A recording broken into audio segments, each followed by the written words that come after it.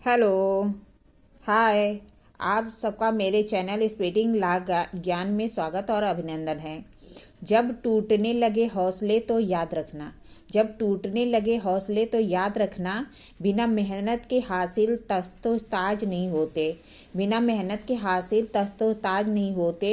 ढूंढ लेना अंधेरे में भी मंजिल अपनी, ढूंढ लेना अंधेरे में भी मंजिल अपनी, क्योंकि जुगनू कभी रोशनी के मोहताज नहीं होते, क्योंकि जुगनू कभी रोशनी के मोहताज नहीं होते। इसी के साथ मैं आपको बता दूं कि मैंने अध्याय 7 चीज़ों को पेश करने के लिए, विवश करने के लिए याचिकाएं, जो कि धारा 91 से लेके 105 तक है, वह बता रही थी, जिसमें मैंने आपको धारा 91, 92 जिसमें कि पेश करने के लिए सम्मन के बारे में प्रावधान है, वह बता दिया था। और साथ ही साथ मैंने आपको तलाशी वारंट भी बताया था, जो कि धारा 93 से लेके 93 से लेके 98 तक है। तलाशी वारंट में मैंने आपको थोड़ा सा बताया था, थोड़ा क्या पूरा वीडियो बताया है, लेकिन उसमें कुछ चीज़ें छूट गई जो मुझे लगता है कि आपको बता देना चाहिए, क्योंकि सबसे पहले तो मैं आपको जो उसके प्रावधान है तलाशी वारंट के बारे में, कहाँ कहाँ प्रावधान किया गया, उसको एक डायग्राम से बताऊंगी, जो कि आपको आसानी से याद हो जाएगा। और साथ ही साथ एक बार मैं रिवीजन करते हुए आपको जो उससे रिलेटेड केस है और उसके बारे में जो भी फैक्ट है जो इम्पॉर्टेंट है और आपको चीज़ों को जानना चाहिए, इसलिए मेरा रहता है कि आपको सब कुछ पता होना चाहिए, क्योंकि अभी ट्रेंड चेंज हो गया है, एक एक धारा लेके क्वेश्चन बनाता है, तो आपको सब कुछ पता होगा तभी आप लिख पाओगे। इसलिए मैं तलाशी वारंट पे ही एक कुछ और जो रह गया है वह बताने जा रही हूँ। तो एक बार मैं रिवाइज करते हुए पुनः आपको बताऊंगी। तो सबसे पहले तलाशी वारंट। अब तलाशी वारंट पूछता है क्या होता है, तलाशी वारंट कब जारी किया जाता है, तलाशी वारंट के अंतर्गत साधारण तलाशी क्या होता है, कब जारी किया जाता है, दस्तावेज जो कि चुराई हुई संपत्ति है तो उसके लिए तलाशी कब जारी होती है, फिर राज्य द्वारा समापरण की घोषणा कब की जाती है, उसको अपास्त कैसे किया जाता है, ये सभी कुछ मैं इस वीडियो में आपको बताऊंगी। सबसे पहले कि तलाशी वारंट, मैंने पिछली वीडियो में भी बताया था कि तलाशी का वारंट क्या होता है। तो बताया था कि तलाशी वारंट एक विधिक क्या होता है, दस्तावेज होता है या फिर लिखित आदेश होता है। तलाशी वारंट एक विधिक दस्तावेज या फिर लिखित आदेश होता है, जो कि न्यायालय या मजिस्ट्रेट द्वारा प्राधिकृत किसी पुलिस अधिकारी को या अन्य व्यक्ति को जो है क्या कह रहा है कि तलाशी वारंट एक क्या होता है, विधिक दस्तावेज या लिखित आदेश होता है, जो कि न्यायालय या मजिस्ट्रेट द्वारा प्राधिकृत पुलिस अधिकारी को या अन्य विधि में जो प्राधिकृत व्यक्ति है उसको किसी स्थान या संपत्ति की तलाशी के लिए जारी किया जाता है। क्या होता है तलाशी वारंट, क्या होता है, एक विधिक दस्तावेज या लिखित आदेश होता है जो मजिस्ट्रेट या न्यायालय द्वारा जो प्राधिकृत पुलिस अधिकारी उसको या अन्य विधि में कोई अन्य व्यक्ति को जो प्राधिकृत व्यक्ति है उसको जारी होता है। जारी किस बात के लिए होता है, तो किसी संपत्ति या स्थान की तलाशी लेने के लिए जारी होता है, उसको सर्च करने के लिए जारी होता है। तो फिर आइए देखें 93 क्या कहता है। 93 कहता है कि तलाशी वारंट कब जारी किया जाता है। अब कंडीशन बतानी है कि कब जारी किया जाता है। तो कहता है कि जहां पे न्यायालय को यह विश्वास करने का कारण है कि ऐसा व्यक्ति धारा 91 के तहत सम्मन और आदेश और धारा 92 की उपधारा 1 के अधीन अपेक्षा की गई जाती है या की जाती है, फिर भी वह व्यक्ति सम्मन या अपेक्षा द्वारा कोई भी चीज या दस्तावेज पेश नहीं करता और न ही पेश कराएगा और न ही करेगा, तो क्या करेगा, जो न्यायालय है वह तलाशी वारंट जारी कर देगा। ठीक है। अब 93 की उपधारा 1 का खंड बी क्या कहता है, जो 93 की उपधारा 1 का खंड बी है वह कहता है कि जहां किसी दस्तावेज या चीज के बारे में न्यायालय को यह ज्ञात ही नहीं है कि वह किस व्यक्ति के कब्जे में है, तो न्यायालय क्या करेगा, तलाशी वारंट जारी कर देगा। जहां न्यायालय को पता ही नहीं कि जो दस्तावेज या चीज है किसके पास है, तो क्या करेगा, तलाशी वारंट जारी कर देगा।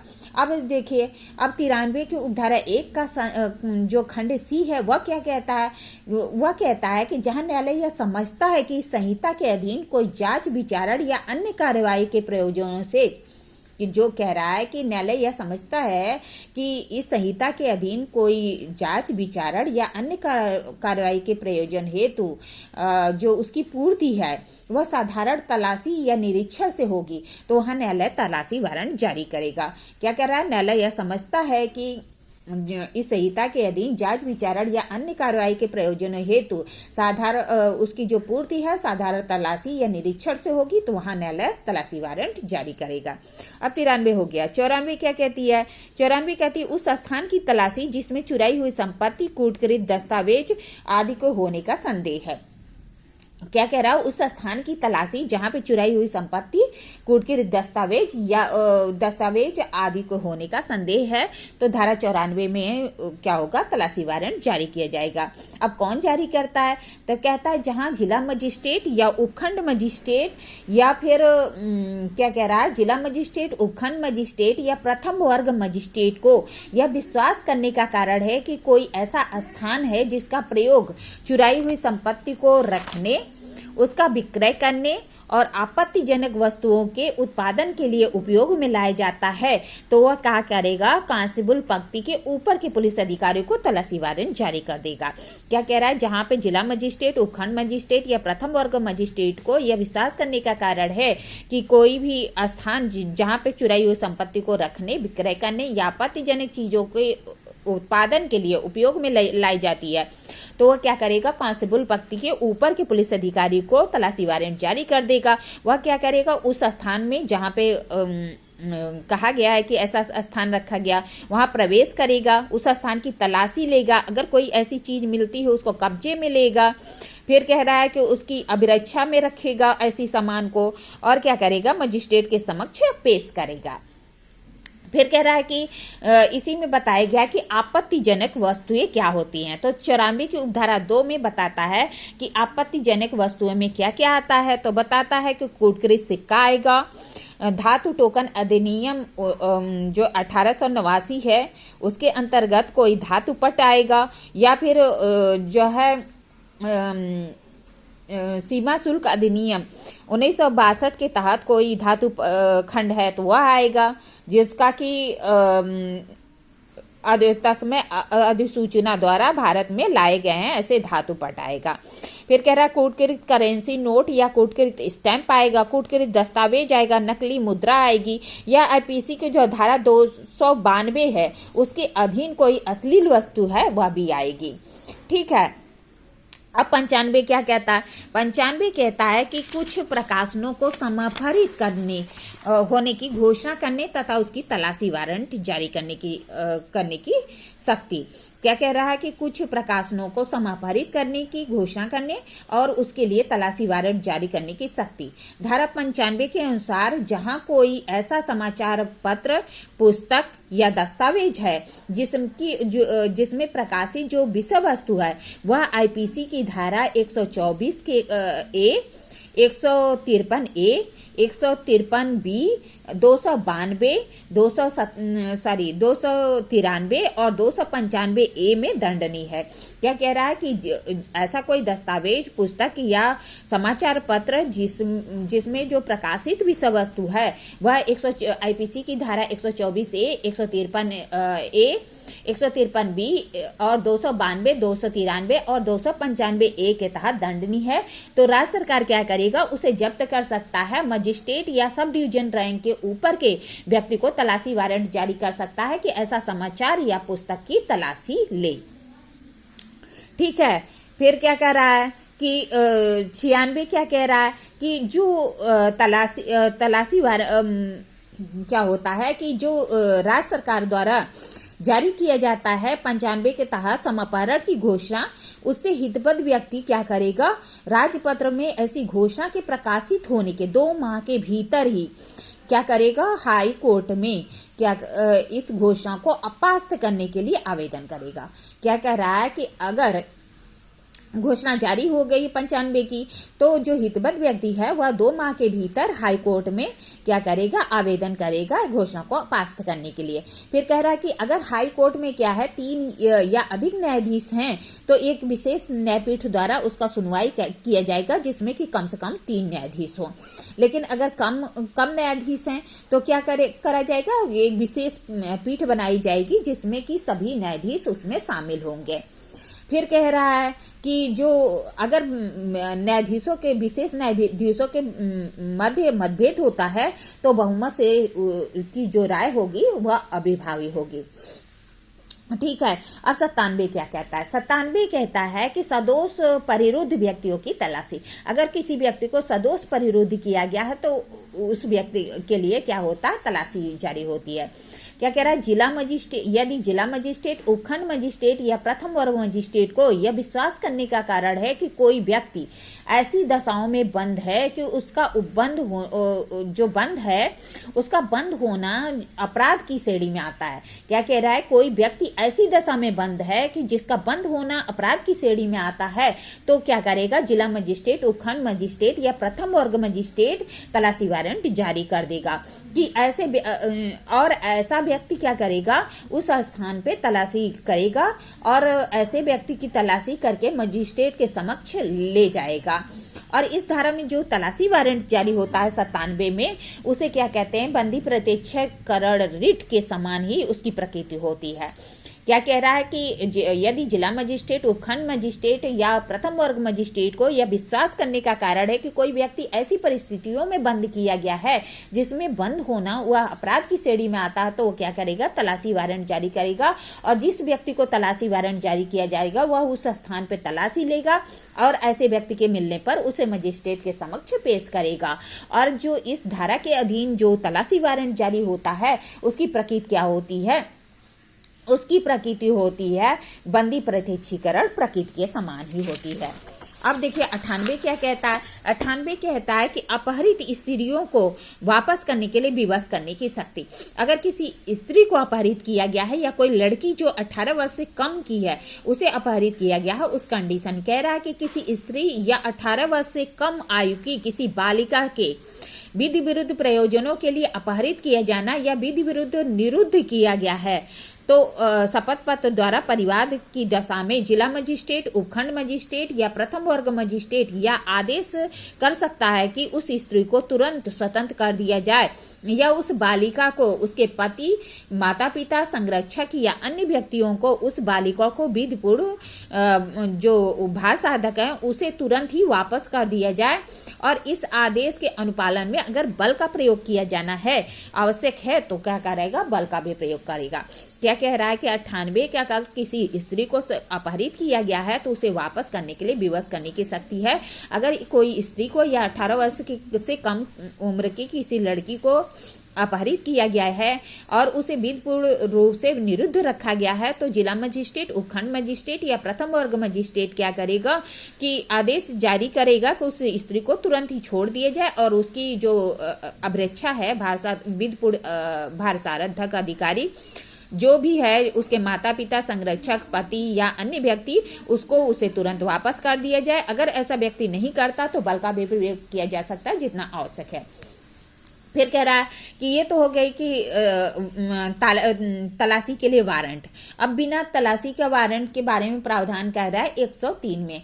कह रहा है कि जिला मजिस्ट्रेट किसी स्थान की तलाशी लेने के लिए वह तलाशी जारी करने के लिए सक्षम है तो अपनी उपस्थिति में भी तलाशी का निर्देश दे सकता है। क्या कह रहा है कि कोई मजिस्ट्रेट, क्या यहाँ 103 में है कि कोई मजिस्ट्रेट क्या करता है, उस स्थान की तलाशी के लिए तलाशी वारंट जारी करने के लिए सक्षम है। जिसके अगर वह सक्षम है तलाशी वारंट जारी करने के लिए तो क्या करेगा, अपनी उपस्थिति में ही तलाशी लेने का निर्देश दे सकेगा। अपनी उपस्थिति में ही तलाशी लेने का निर्देश दे दिया जाएगा। इसके बारे में प्रावधान है, इसे आगे डिटेल में बताया जाएगा। बस यहाँ पे जान जाइए कि अगर कोई मजिस्ट्रेट तलाशी वारंट जारी करने के लिए सक्षम है तो वह अपनी उपस्थिति में भी तलाशी लेने का निर्देश दे सकता है। अब है तलाशी वारंट जारी करने की शर्तें क्या है।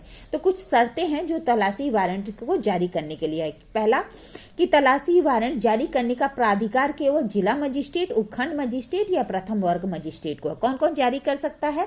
पहला शर्त यह है कि कौन कौन जारी करेगा। तो कह रहा है कि जिला मजिस्ट्रेट डीएम जारी करेगा, उपखंड मजिस्ट्रेट एसडीएम जारी करेगा, या कोई प्रथम वर्ग न्यायिक magistrate first class judicial magistrate होगा वह जारी करेगा। फिर दूसरा कहता है तलाशी लेने के लिए प्राधिकृत कौन होगा। तो कहता है कि कांस्टेबल पंक्ति के ऊपर का कोई भी पुलिस का अधिकारी होना चाहिए। जो कांस्टेबल पंक्ति से ऊपर का पुलिस अधिकारी होगा उसी को तलाशी वारंट जारी होगा। वारंट जारी करने के पहले मजिस्ट्रेट के पास विश्वास करने का कारण होना चाहिए कि उस स्थान में क्या है, चोरी की संपत्ति का निक्षेप, विक्रय या उत्पादन के लिए प्रयुक्त किया गया है। कह रहा है तलाशी वारंट जारी करने के लिए मजिस्ट्रेट को इस बात से संतुष्ट होना चाहिए कि उस स्थान को चोरी की संपत्ति को रखने या निक्षेप करने, विक्रय या उत्पादन के लिए प्रयुक्त किया गया है। अब देखिए धारा 95 के तहत जो समापारण की घोषणा की गई थी, तो उसको मैंने बताया घोषणा के 2 माह के भीतर ही वह क्या करेगा, हाई कोर्ट में आवेदन करेगा। और उसमें बताया कि अगर हाई कोर्ट में 3 न्यायाधीश से अधिक है तो जो आवेदन की सुनवाई की जाएगी वह 3 न्यायाधीशों की बनी पीठ द्वारा किए जाएगी। कम से कम 3 न्यायाधीश होंगे। अगर 2 से कम है तो वहां पे जो विशेष पीठ बनेगी सभी उसमें न्यायाधीश शामिल होंगे। और यह भी बताया कि जो राय आएगी वह अगर उनमें मतभेद है, न्यायाधीशों के बीच मतभेद है, तो राय होगी वह बहुमत के आधार पर ही दी जाएगी।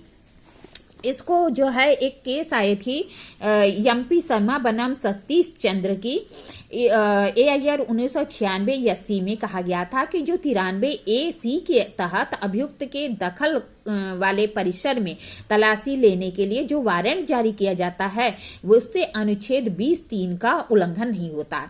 क्या कह रहा है, एमपी शर्मा बनाम सतीश चंद्र के मामले में कहा गया था कि 93 की उपधारा 1 के जो खंड C है उसके तहत अगर अभियुक्त के दखल वाले परिसर में तलाशी के लिए वारंट जारी किया जाता है तो इससे 20(3) का उल्लंघन नहीं होगा। फिर एक केस और आई थी बी कुट्टन पिल्लई बनाम रामकृष्णन की। इस मामले में कहा गया था कि 93A(C) के तहत किसी भी लोक स्थान के परिसर में तलाशी के लेने के लिए तलाशी वारंट जारी किया जा सकता है। तो क्या कह रहा है, बी कुट्टन पिल्लई बनाम रामकृष्णन के मामले में कहा गया था कि जो 93 की उपधारा 1 के C है उसके तहत किसी सार्वजनिक स्थान की तलाशी लेने के लिए भी तलाशी वारंट जारी किया जा सकता है। इसको इस डायग्राम से देखिए तो ज्यादा ही समझ में आएगा और याद भी हो जाएगा।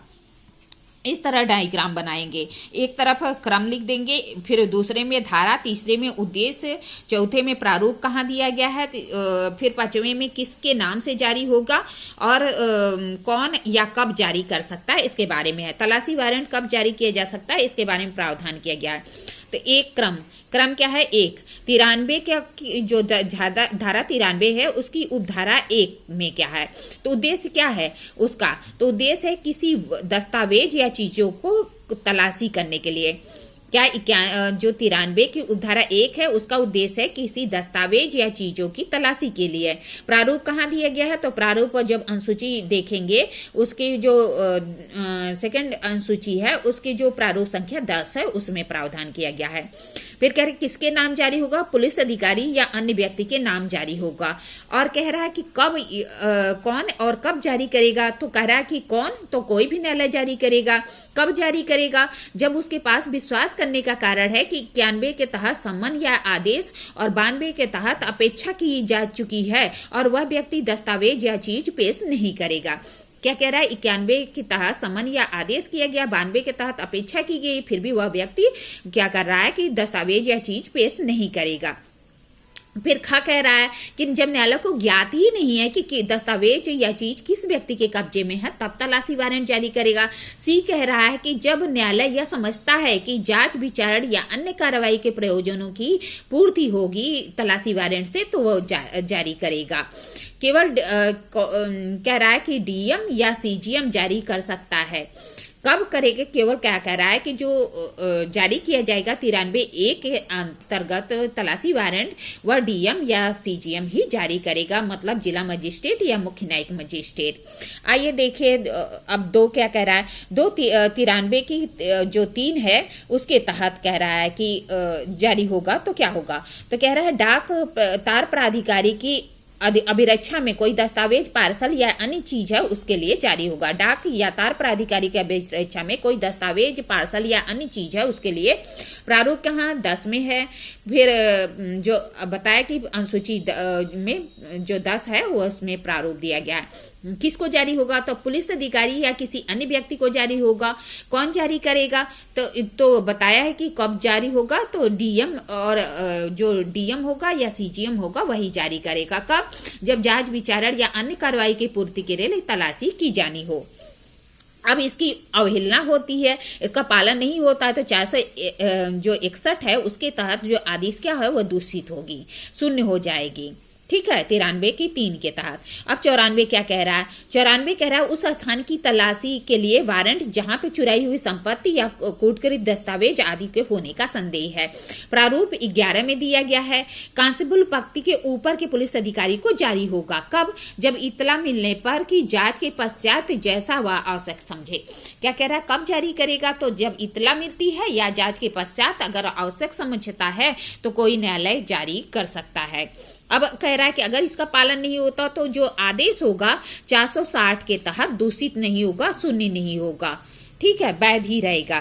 फिर जो है 95 में क्या कहा गया है, कहा गया है कि किसी पुस्तक, समाचार पत्र या दस्तावेज को तलाशने के लिए उसके समाहरण की घोषणा राज्य सरकार धारा 95 के तहत जारी कर सकती है किसी परिसर की तलाशी के लिए। क्या कह रहा है, किसी पुस्तक, समाचार पत्र या दस्तावेज की तलाशी के लिए समाहरण की घोषणा राज्य सरकार धारा 95 के तहत जारी कर सकती है किसी परिसर की तलाशी के लिए वारंट। प्रारूप, इसका कोई प्रारूप नहीं दिया गया है। ठीक है, तो किसको जारी होगा, तो एसआई से अनिम्न पंक्ति के किसी भी पुलिस अधिकारी, एसआई से नीचे के पुलिस अधिकारी को जारी नहीं होगा, एसआई से ऊपर पुलिस अधिकारी। कौन जारी करेगा, कोई भी मजिस्ट्रेट जब उसे परिसर में पुस्तक, दस्तावेज होने का संदेह है, कोई भी मजिस्ट्रेट जारी कर सकता है जबकि उसके ऐसे पुस्तक या दस्तावेज होने का संदेह है। फिर जो है कह रहा है 57 के तहत लुकआउट वारंट जारी होता है, हैबियस कार्पस के समान ही उसका प्रभाव होता है। बताया था कि जो 97 के तहत जो जारी होता है तलाशी वारंट, उसकी प्रकृति क्या होती है, लुकआउट वारंट होता है, इसे कहते हैं लुकआउट वारंट, और साथ ही हैबियस कार्पस बंदी प्रत्यक्षीकरण रिट के समान होती है। कब जारी किया जाता है, जब सदोष परिरुद्ध व्यक्ति को खोजने के लिए जारी होता है। प्रारूप कहाँ दिया गया, इसका भी प्रारूप नहीं दिया गया है। कोई पुलिस अधिकारी या अन्य व्यक्ति को जारी होता है, कोई पुलिस अधिकारी को जारी होता है या अन्य व्यक्ति को जारी होता है। कौन जारी करता है, डीएम, एसडीएम और फर्स्ट क्लास जेएम जारी करता है। जिला मजिस्ट्रेट, उपखंड मजिस्ट्रेट और प्रथम वर्ग न्यायिक मजिस्ट्रेट जारी करता है जब उसे विश्वास करने का कारण है कि किसी व्यक्ति को सदोषता परिरुद्ध किया गया है। और फिर 98 आ जाता है। 98 के तहत जो है किसी स्त्री या 18 वर्ष की जो उससे कम उम्र की कोई लड़की है उसको जो है अपहरित किया गया है या विधि विरुद्ध निरुद्ध किया गया है तो उसको जारी किया जाता है। कब, कौन कौन जारी करता है, तो वही डीएम, एसडीएम या जो है फर्स्ट क्लास जेएम जारी करता है, जिसके बारे में मैंने पहले ही आपको बता दिया है। ठीक है।